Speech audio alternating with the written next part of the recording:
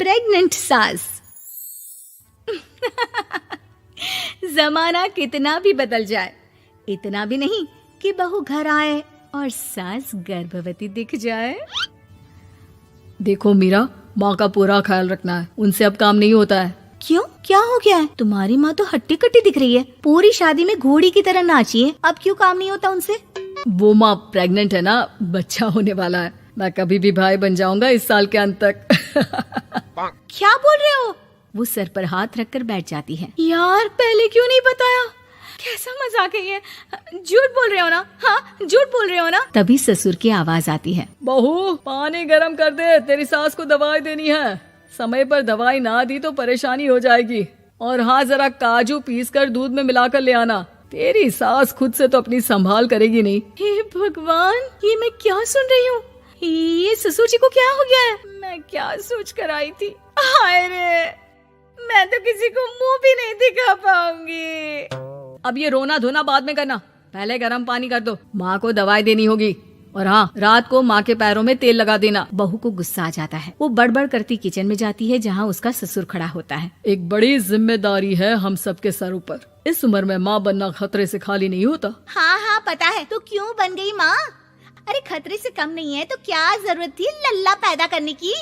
कैसी बात कर रही हो बहू? क्या तुम खुश नहीं कि घर में एक नया मेहमान आएगा, छोटे छोटे पैरों से पूरे घर में घूमेगा? पिताजी, ये हाथ जोड़े आपके, आप यहाँ से जाओ। ये शायरी बाद में बताना, अभी मैं पानी गरम करके थर्मस में दे देती हूँ। सारा दिन पिलाते रहो गरम पानी। और हाँ, ये बच्ची की बात बार बार मुझसे कोई नहीं करेगा। बहू का पारा अब चढ़ा ही रहता था। वो काम तो सारा करती, लेकिन किलस किलस कर। मीरा सारे काम से फुर्सत पाकर बैठी होती है कि माँ का फोन आ जाता है। बेटा, बहुत बड़ी जिम्मेदारी है तेरे सर पर, अच्छे से निभाना। ससुराल में हर किसी को खुश रखना वैसे तो मुश्किल है, लेकिन भगवान ही हिम्मत देता है बहू को हर कुछ सहकर सबको खुश रखने की। क्या बड़बड़ किए जा रही हो माँ? जानती भी हो कि यहाँ क्या चल रहा है? मेरी सास, अरे तेरी सास तो देवी है देवी। कितने खुश हो रहे थे सारे तेरी सूरत देख देख कर। पता नहीं जैसे बहू नहीं कोई मन मांगी मुराद मिल गई हो उन लोगों को। अरे बात तो पूरी सुनो। मन मांगी बुरा तो पूरी हुई है। अरे मेरी सास को बच्चा होने वाला है, प्रेग्नेंट है वो। क्या बकवास कर रही है मीरा? ये बात किसी को कहना मत। मुझे तो बता दिया, लेकिन अब अपनी जबान सिल ले। कहाँ है तेरी सास? बात तो करा मेरी। पूछू जरा, पोता पोती खिलाने की उम्र में खुद का बच्चा खिलाने का शौक कहाँ से आ गया? और आया भी तो बताना तो चाहिए था। अब क्या नाक कटाने के लिए हम लोगों से रिश्ता जोड़ा है? रुक, तेरे पापा से बात करती हूँ। मीरा फोन रखकर लेट जाती है। वो एक सपना देखती है कि उसकी गोद में एक बच्चा खेल रहा है। भाभी की गोद में कितना खुश दिख रहा है ना, लग ही नहीं रहा कि भाभी है। मैं तेरे लिए क्या लाया हूँ, सोने की बालियाँ। तेरी शादी में तो मैं बुढ़ा हो जाऊंगा ना। अरे कैसी बात कर रहा है बेटा, इसकी जिम्मेदारी तो तू ही लेगा। हम लोगों का तो कोई भरोसा नहीं, कब ऊपर वाला उठा ले। बहू को सास को देख देख कर गुस्सा आ रहा था। तभी वहाँ पड़ोसन आ जाती है। अरे बहू, तुझसे तो पूछने से भी डर लगता है कि कब खुशखबरी सुना रही है। अब तो अपनी 1 महीने की ननद की ही जिम्मेदारी संभाल ले, बहुत है। अपने जेवर भी रख देना और पैसे भी जमा करना शुरू कर दे। वो बात आगे बढ़ाती उससे पहले ही बहू जोर से चिल्लाकर उठ जाती है। नहीं नहीं नहीं नहीं, मैं अपने जेवर किसी को नहीं दूंगी। अरे कौन ले रहा है तुम्हारे जेवर? तुम औरतें भी ना सपने में भी जेवर ही संभालती रहती हो। मैंने जो सपना देखा है ना, सुनोगे तो होश उड़ जाएंगे। अच्छा, तुम अपना सपना बाद में बताना, पहले मेरा सुनो। कल मैंने इतना अच्छा सपना देखा, इतना अच्छा सपना देखा कि अगर वो पूरा हो जाता है ना तो मैं तुम्हारे लिए रानी हार बनवा दूंगा। बहू अब सारे गम भूलकर पति का सपना सुनने में लग जाती है। अरे क्या सपना था, बताइए ना। बोलिए भी तो, क्या सपना है? मैं पूरा कर दूंगी अगर बात रानी हार की है तो। बोलिए बोलिए। मैंने रात को सपना देखा कि माँ को बेटी हुई है और मुझे बहन। सच्ची, इस घर में बेटी हो जाए तो मैं तो झूम ही उठूं। मीरा का मुंह बन जाता है। वो चुप हो जाती है और सपने की बात याद करती है कि बेटी हुई तो उसे ही अपने गहने उसे देने होंगे। फिर तो रानी हार की जरूरत पड़ेगी ही। भाई लड़की बड़ी होगी, उसकी शादी होगी तो जेवर तो चढ़ाने ही होंगे ना, कहाँ से आएंगे वो? कितने समझदार हो तुम मीरा। मैंने भी यही सोचकर तुम्हारे लिए रानी हार लेने का सोचा था। अरे फूटी किस्मत मेरी जो ऐसा परिवार मिला। मेरे पापा की तो मैं अभी क्लास लगाती हूँ, जो सब जानते हुए भी ऐसे परिवार में मेरी शादी कर दी। बहू पिता को फोन लगाने ही वाली होती है कि ससुर की फिर से आवाज आती है। बहू, गरम पानी ले आ जल्दी, थर्मस में खत्म हो गया है। बाद में खबर लेती हूँ मैं पापा की, पहले सास को गर्म पानी दिया हूँ। बहू अभी किचन में काम कर ही रही थी कि मीरा के मम्मी पापा आ जाते हैं। वो हाथ में ढेर सारे फल लेकर आते हैं। मीरा के पिता मीरा के ससुर से कहते हैं, लीजिए भाई साहब, ये फल रखिए, बहन जी को खिला दीजिएगा। वैसे कैसी है उनकी तबीयत? बस पता तो है आपको, ऐसे वक्त में जो होता है बस वही सब। मुझे तो सुनकर बहुत गुस्सा आया था, लेकिन चलिए, भाग्य में जो है लिखा उसे कौन टाल सकता है। डॉक्टर को दिखाए? हाँ, बस डॉक्टर आने ही वाला है। अच्छा हुआ आप लोग भी आ गए। उतने में एक सुंदर सी लेडी डॉक्टर आती है। पेशेंट कौन है आप? अरे नहीं जी, मैं तो बहू हूँ इस घर की। मैं तो अभी सोच भी नहीं सकती पोता या पोती के बारे में। अभी तो मेरी सास ही। अरे चुप हो जाना, देख तो ले, डॉक्टर है ये, किसी के भी सामने गुस्सा फोड़ देती है। डॉक्टर कमरे में जाती है और थोड़ी देर बाद बाहर आ जाती है। पीछे से सास भी निकल आती है। हे भगवान, इतना दुख तो किसी को भी ना दे जितना मुझे दिया है। देखिए बहन जी, आप लोगों को तो ये सोचना भी नहीं चाहिए था। वही तो मैं भी कह रही थी कि आप लोगों के लिए तो सोचना भी गुनाह है, लेकिन अब पछताए होत क्या जब चिड़िया चुग गई खेत। डॉक्टर वहाँ से चली जाती है। मैं माँ नहीं बन सकती, मैं प्रेग्नेंट भी नहीं हूँ। ये कैसे? तुम तो बोल रही थी कि अरे वो गैस का दर्द था और पेट भी गैस से फूल रहा था। डॉक्टर ने चूर्ण दे दिया है, गर्म पानी से फाँकना है। हाँ? मैं अभी लाती हूँ गर्म पानी। अरे मैं तो गीजर ही लगा देती हूँ। हाय रे, खुशी के मारे पागल ना हो जाओ। ममता ने अपने बेटे को पढ़ा लिखा कर बड़ा आदमी बनाया। अब वो शहर में अपने परिवार के साथ रहता है। एक दिन ममता का बेटा रोहन अपनी पत्नी आलिया से कहता है, अरे आलिया सुनो, माँ अब से गांव में नहीं रहेगी, वो हमारे साथ यहीं रहेंगे शहर में। उनका कमरा आज नौकर से बोलकर अच्छे से साफ करवा देना।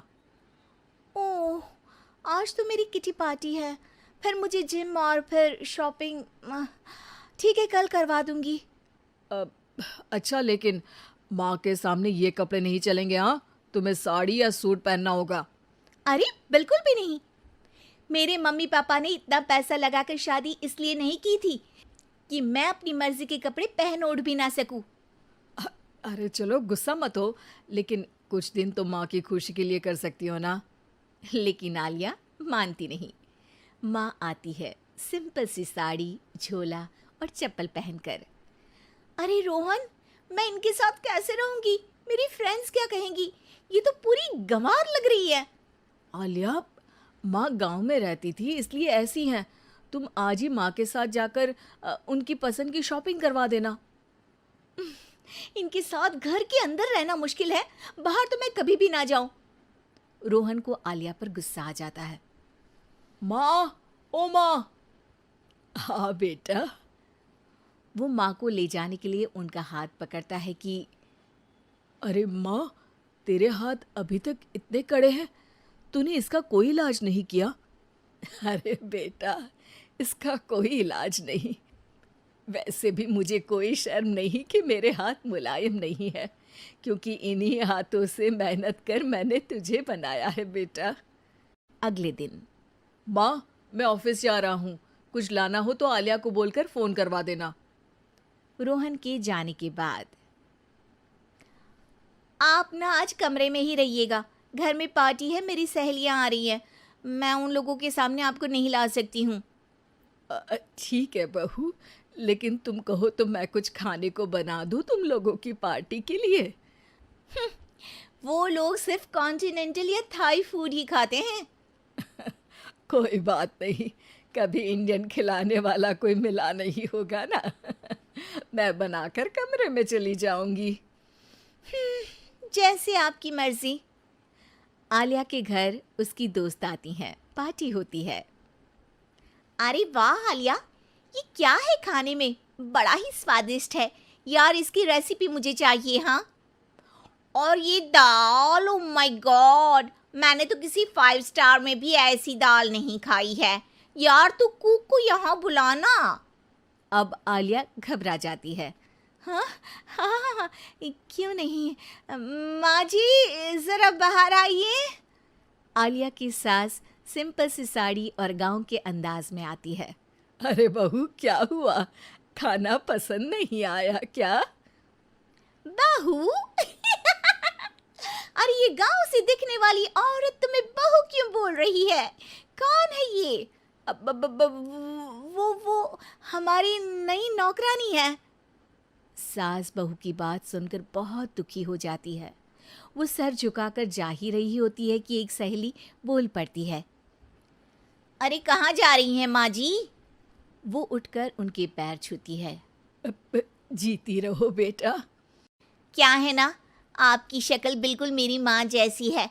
पता है आलिया, मैं शहर पढ़ने आई और फिर शहरी हो गई, लेकिन मेरे माँ पापा तो आज भी गांव में रहते हैं, बिल्कुल इनके जैसे ही हैं। आप यहाँ बैठिए ना आंटी, आप सच में बड़ी खूबसूरत है और आपके हाथ का खाना तो लाजवाब है। काश ये मेरी सास होती। सभी सहेलियां सास को घेर कर बैठ जाती हैं और उनसे खाने की रेसिपी पूछ रही होती है कि तभी घर की बेल बजती है और रोहन आता है। अरे क्या बात है, आज आप लोग हमारे घर में? और ये लोग तो मुझे आलिया से ज्यादा माँ की सहेलियां लग रही हैं। क्या ये आपकी माँ है? लेकिन आलिया ने तो कहा कि ये उनकी नौकरानी है और इन्होंने भी नहीं बताया। वो नहीं बताएंगी क्योंकि उनके लिए बच्चों की इज्जत और उनकी खुशी सबसे पहले है। मुझे माफ कर दो, मुझे इन्हें तुम लोगों से मिलवाने में शर्म आ रही थी कि तुम लोग क्या कहती। अरे अब तो हमें शर्म आ रही है कि तुम हम लोगों की सहेली हो। हाँ, जो माँ जैसी सास को नौकरानी बोले वो हमारी सहेली नहीं हो सकती। ये बोलकर सभी वहां से जाने लगती है कि सास बोलती है। आलिया की तरफ से मैं तुम लोगों से माफ़ी मांगती हूँ। उसने जो कहा उसके लिए मैं उसे माफ़ करती हूँ। अब तुम लोग भी उसे माफ़ कर दो, क्योंकि अगर तुम लोगों ने उससे दोस्ती तोड़ी तो फिर मेरे हाथ का खाना कैसे खाओगी? नहीं नहीं आंटी, जरूर आएंगे, लेकिन अब आलिया की नहीं बल्कि आपकी सहेली बनकर।